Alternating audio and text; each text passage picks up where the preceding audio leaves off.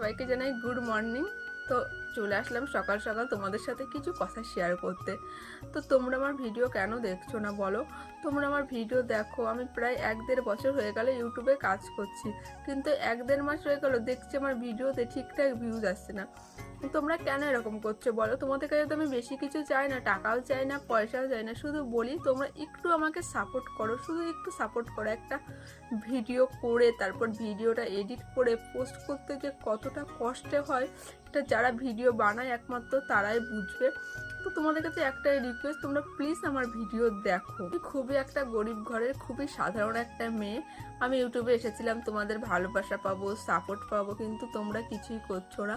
তো বেশি কিছু বললাম না। আমার কথাগুলো শুনে যদি তোমাদের মনে হয় ওকে সাপোর্ট করা উচিত, তবে তোমরা আমাকে সাপোর্ট করো, একটু আমার পাশে থেকো।